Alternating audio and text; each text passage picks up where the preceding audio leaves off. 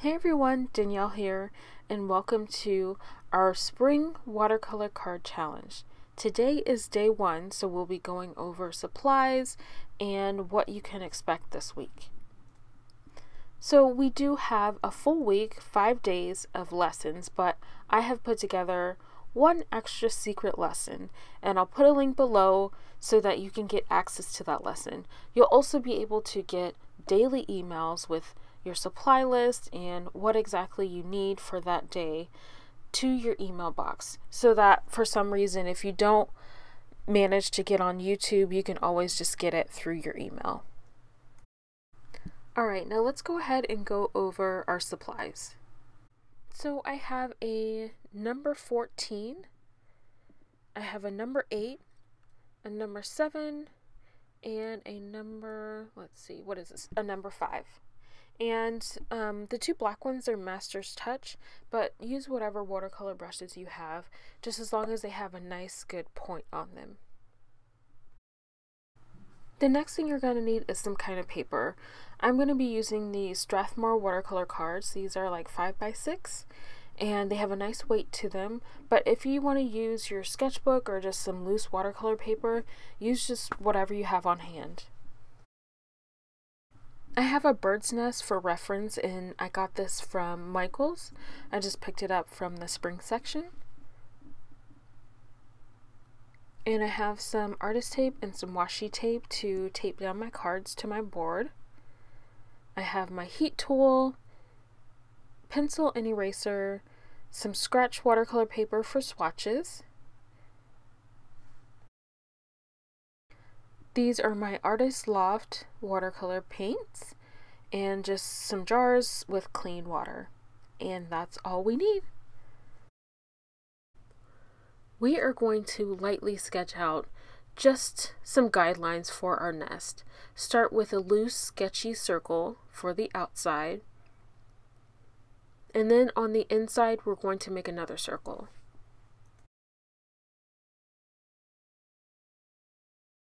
As you're drawing, just keep in mind if you make any mistakes or anything, just be gentle with your eraser so that you don't disrupt the paper too much, because sometimes if you erase too hard, that will show when you're painting.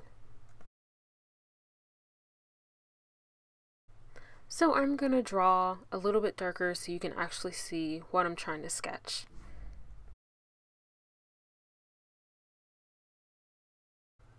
I'm going to draw 3 eggs on the inside of our nest.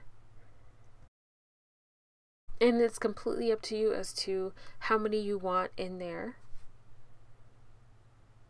I want mine to kind of overlap a little bit, so I'm going to make them nice and close together.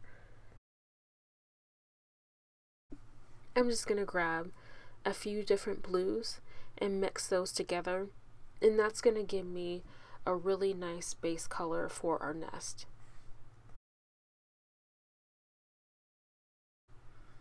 I've watered this down quite a bit, and this blue is going to be a nice contrast to our brown nest.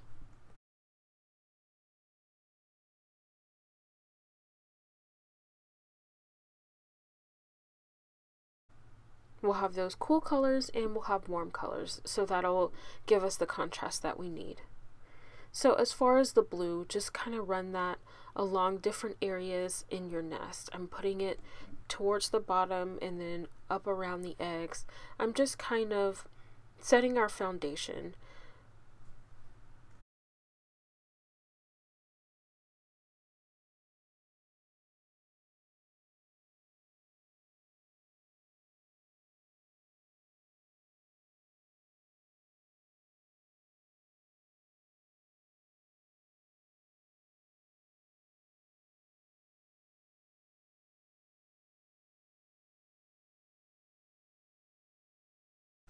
Now that my blues are in, I'm going to go ahead and dry this layer.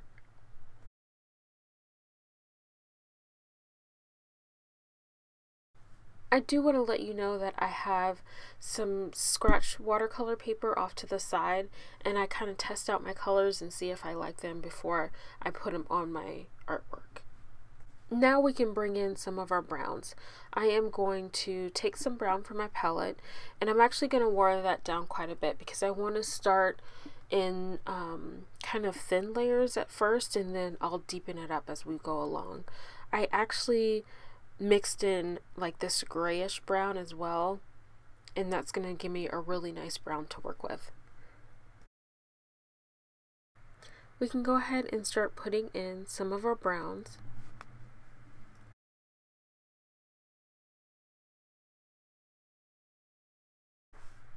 I'm moving in between where I've already put the blue down, and I'm also overlapping some of my blue. The more water you have in your brush, the more that your paint will move around. Now you don't want this paint to move around too much because you have that blue underneath, so make sure you have a paper towel close to blot off the water. Go ahead and deepen up your brown. So we are going to just grab some more from the palette, and this time we're not going to water it down as much. We just want that stronger brown to come through.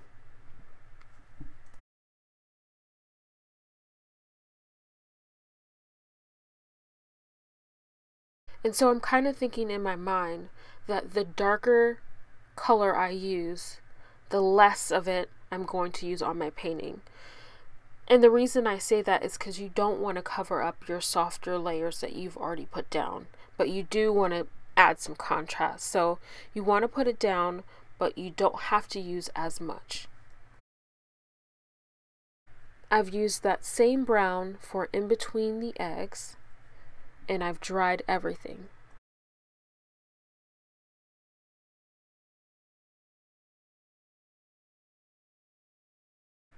And do take into consideration that when you dry it, it's going to dry much lighter, so you can keep adding more layers.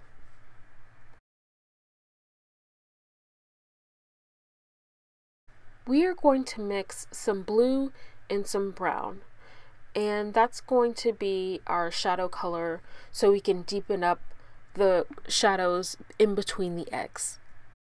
If you have something like an ultramarine blue or a Prussian blue, you can mix that with a burnt umber to get your mixture.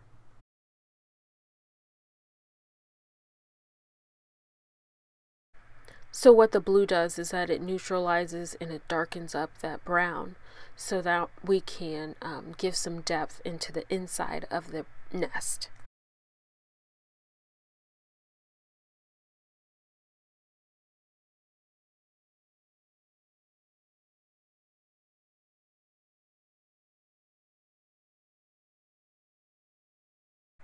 I'm going to take that color that I used around the eggs, and I am going to paint around the nest because I want a bit of a deeper brown.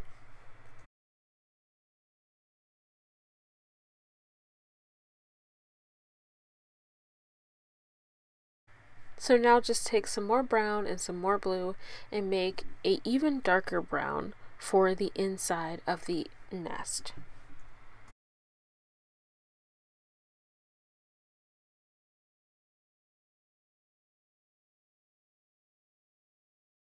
And I'm also going to drag some of that around my nest as well. And I'm not going to use it all over, I'm just going to use it sparingly. And just remember that as you dry it, it's going to get lighter, and so it's kind of this game is to seeing what you like and how many layers you need to add to kind of get the depth that you like.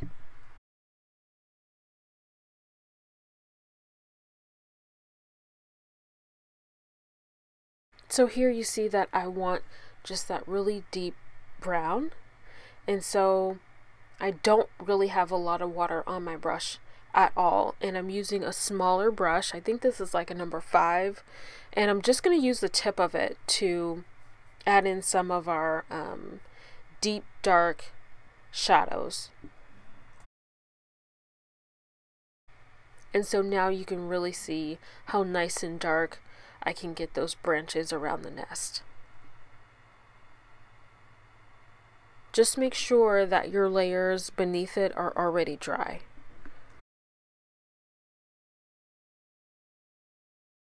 If you want this really twiggy effect, you can press your brush down and lift it off as you make your stroke so that the tip of it has that nice fine line.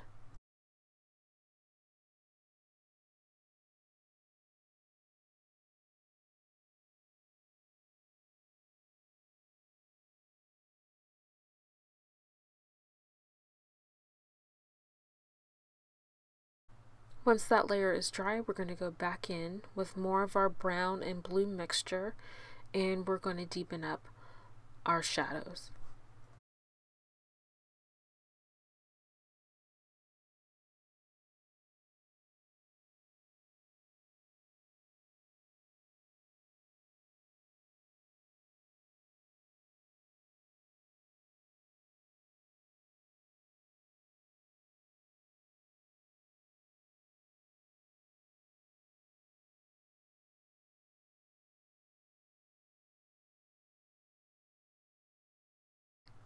Once that layer is dry, we are going to put just a bit of shadow on the eggs, but it's going to be very, very light.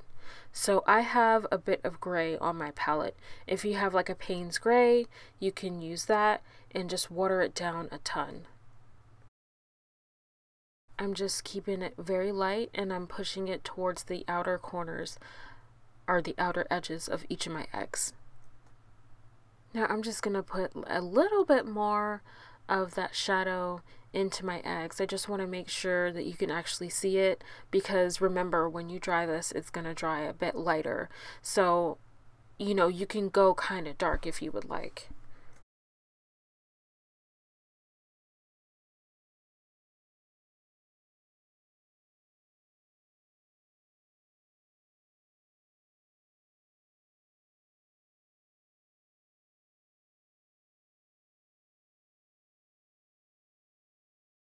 And as you can see, once I dried it, it's almost kind of disappeared. So I went in and added a bit darker of a shadow. And once you dry yours, you can kind of determine, hey, I want to go in and make this a bit darker.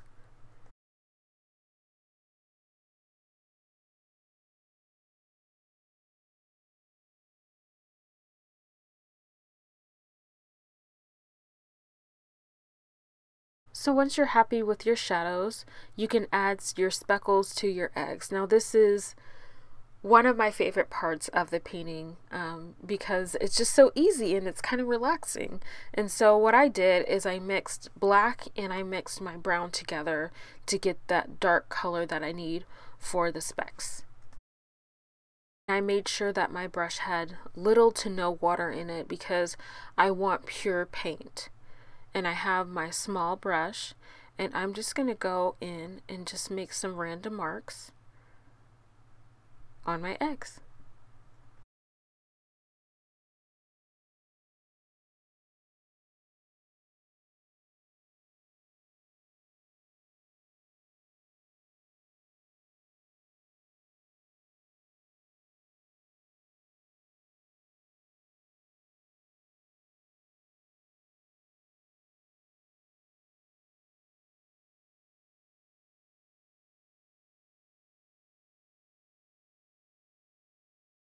The more random you get with these and the more you vary the size and shape, the more realistic you can get it. So just kind of keep that in mind when you're making your marks.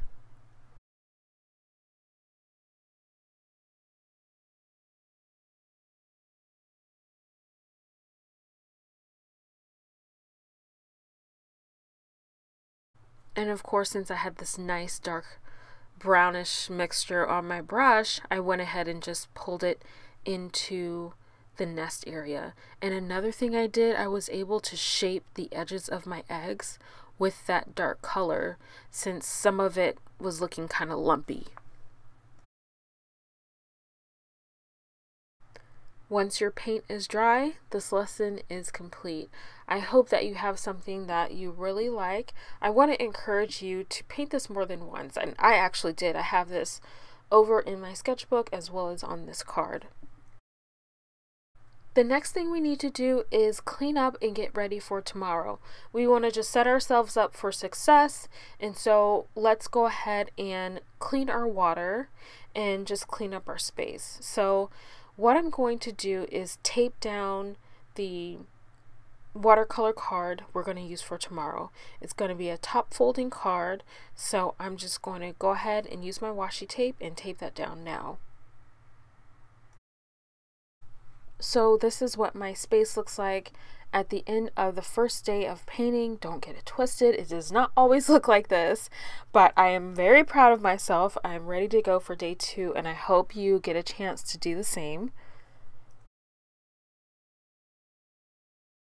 Don't forget to hit the link down below to sign up for daily emails, and I will see you tomorrow. Thanks for watching.